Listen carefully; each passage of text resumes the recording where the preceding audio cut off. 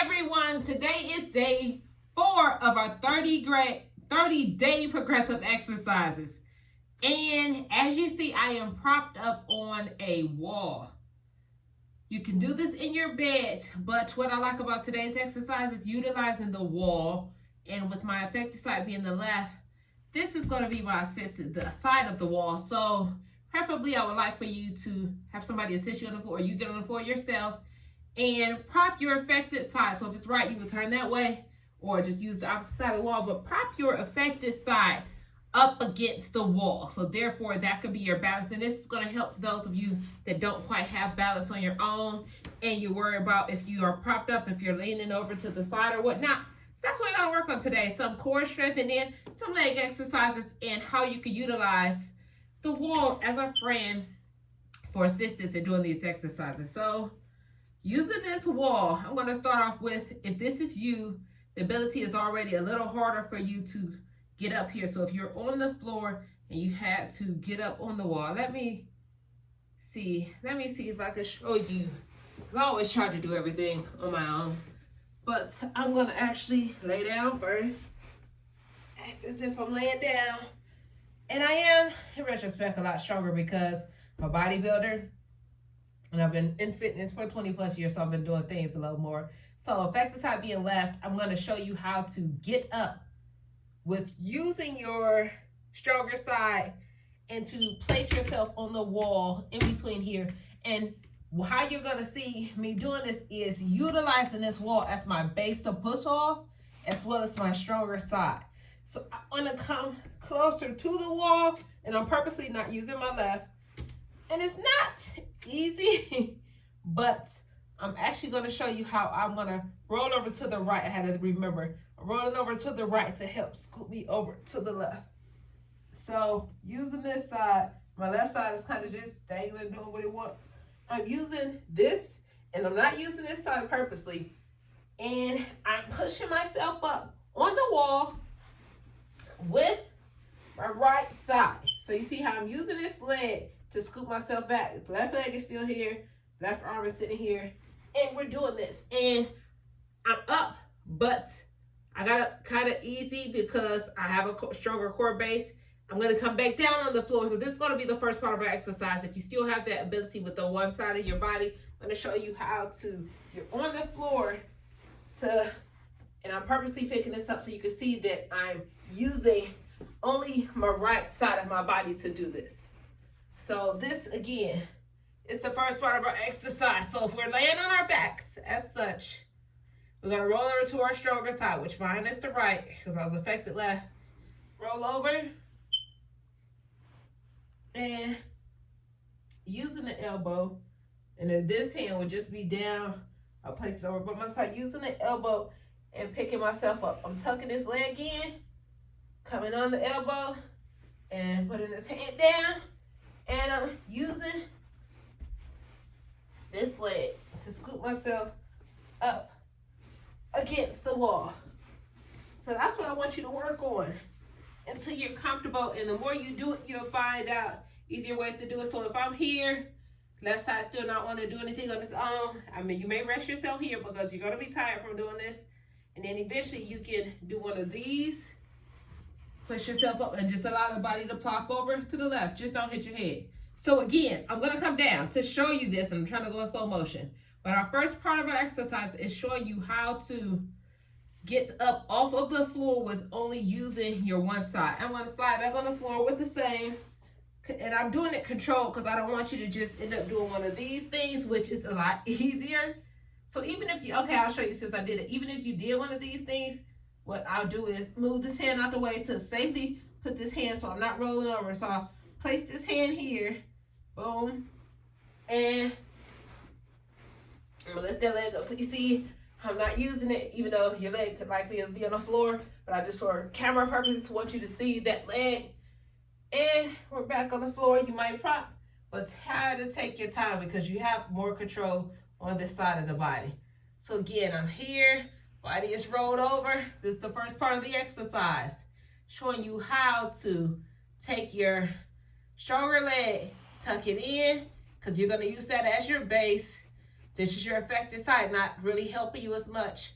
And we're going to use this elbow, and we're going to push ourselves over to the side. You remember day one I was showing you how to utilize the shoulder side? Now here, my face, my jaw is up against my bicep. I'm going to curl this arm up, push through the elbow to lift this part of the body up. Again, you may have to rest here because you might be a little tired. Placing this elbow down, and you see I'm not using this left. And I am scooting my body over.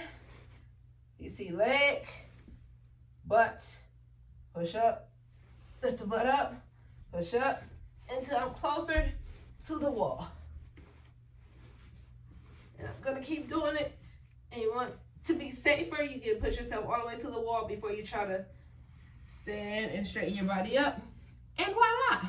So our goal for that first part, that's gonna be a lot of work. It's 10. We are going to have a goal for going for 10 of those. And we're just gonna call that, I always try to get something to name. We're gonna call that I don't know, a hiccup. I don't know, just making up a name. So this is our hiccup. Yeah, eventually I want to have names for everything so you know what we're talking about. So our hiccup is going to be to slide yourself from the floor lying position on your back to pushing your body up against the wall or safe space with your affected side up against the wall that you could utilize for a base that you're not falling over. So we're doing everything with one side of the body. So now we're up. I don't have to show you that again. So I'm going to straighten this leg out. And we're going to begin to work our exercise. You see us still using this, and I'm doing this purposely. I'm always keep saying it's not utilizing my left side. For those of you that may be in a progressive level that your affected side isn't working at all, showing you how to maneuver your body with your stronger side. We can do these things on our own. So this first part of that, because you're likely tired with that. You're doing our hiccups, getting up off the floor 10 times. So the first part of this is this base where we normally would just fall over here. I'm kind of going to use that as your body is falling over. And the reason I'm using that is because we're going to work our core strength. So when you're doing this, it's because you have a weak core base and you don't have anything protecting you. So this is our second part of our exercise. So if I was to drop over, guess what? Pushing this hand, pushing back. And so you're like, you literally want me to fall? Yes, it's part of our exercise. So it's kind of working our obliques here. As you fall over, we're pushing off.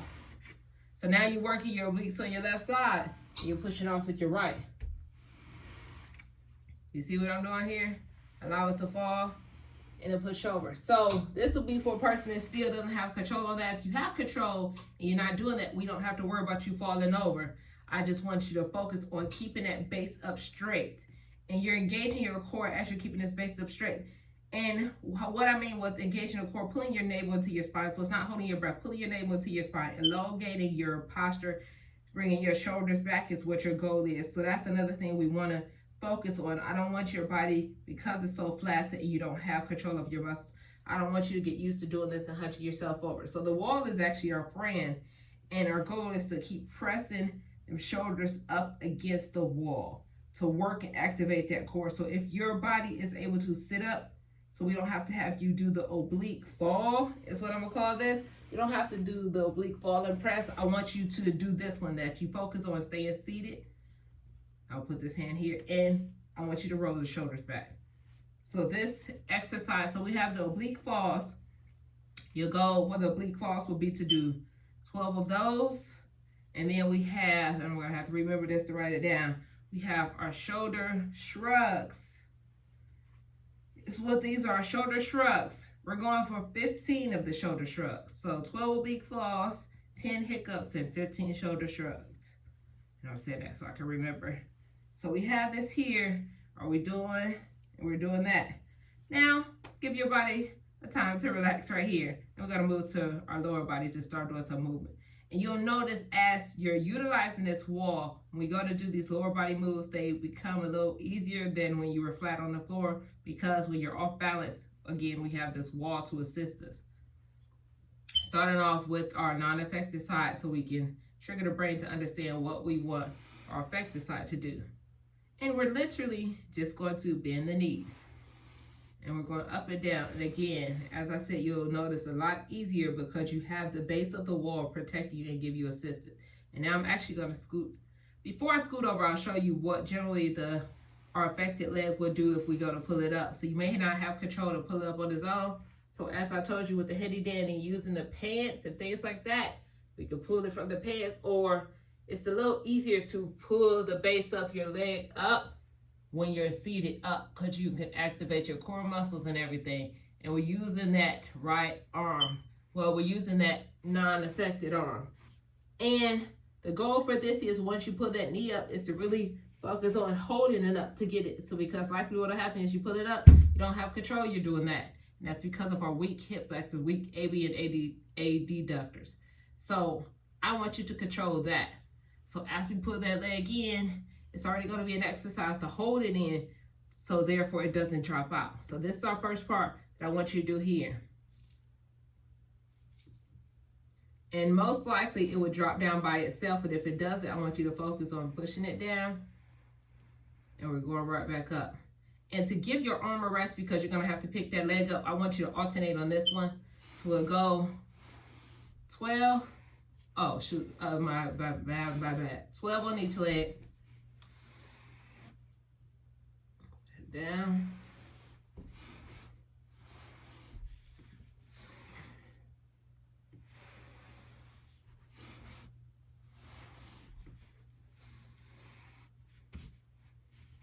Put it all the way in. Back down.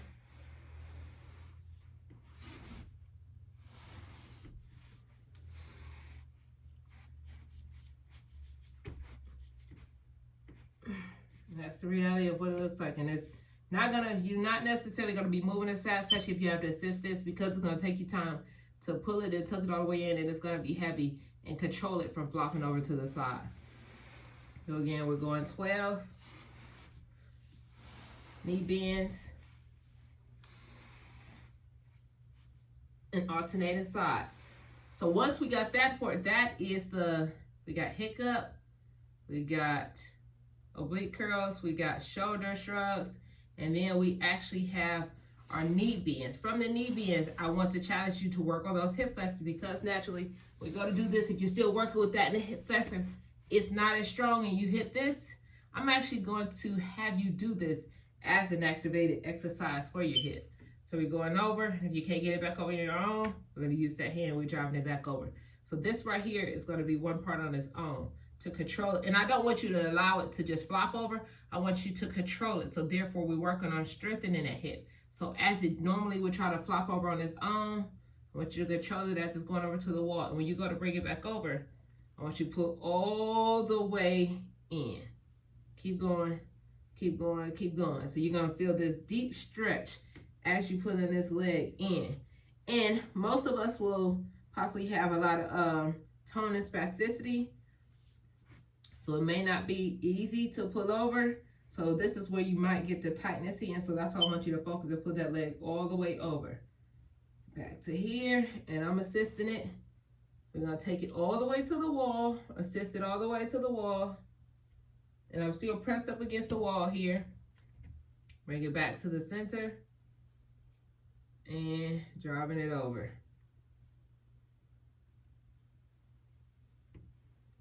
All the way over.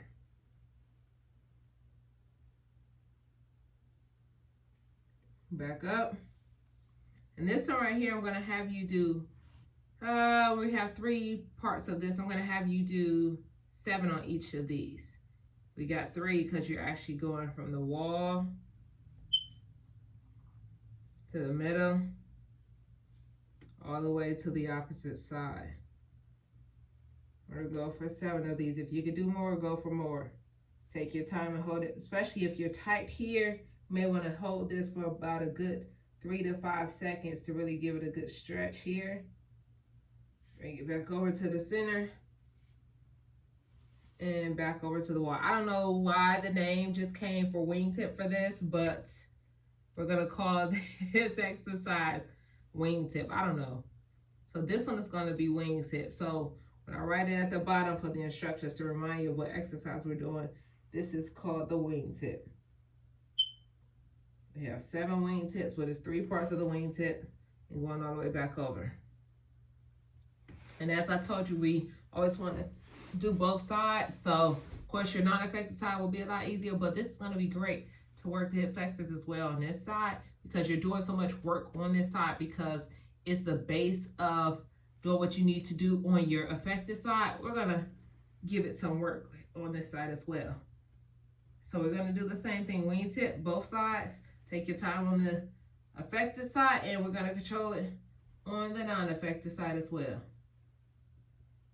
And again, it's always good for the brain to see what one side is doing correctly to trigger it to understand what we're trying to do with that affected side in the correct way.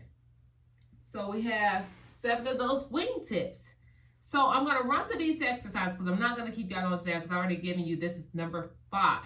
But on tomorrow, we're going to be on the wall again because I have some great upper body exercises. So let me run through these exercises for you. And as I'm running through, I'm going to remind myself of the name I just made up. So I'm coming down to the floor, putting my hand up, scooting my body down to the floor. So this first exercise, Lord, I forgot what I called it already. I had to rewind the video back to figure out. This was called, let's see. Anyways, I'm gonna show, it'll come to me, but that's crazy. I really can't think of what I called this. I'll go back on it, but this is the first exercise. Is utilizing your non-affected side, and the hand is down, to pick yourself up and come on the wall. Here, straighten your body out, push this leg out. That's the first part. Second part, we have our knee bends.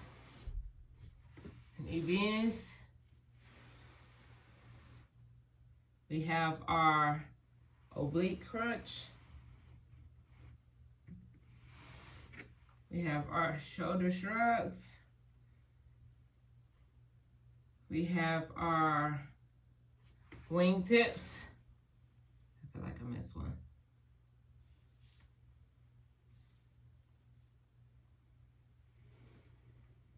Both sides.